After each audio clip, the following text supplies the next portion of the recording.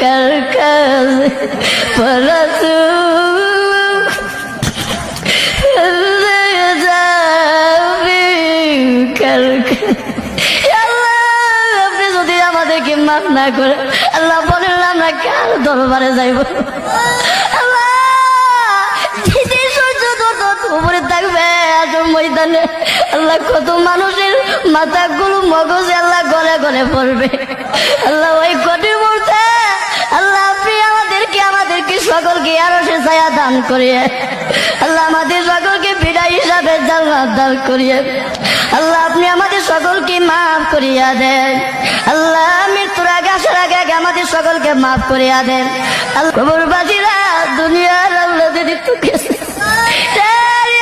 আমাদেরকে বলিস না, বাড়ি গরু ভাইয়া চলে যাবো ভাইয়া যখন পারবে আমাদেরকে বলিস না আল্লাহ। আমাদের মাথা ভিতর খবর আর আজাব দিয়ে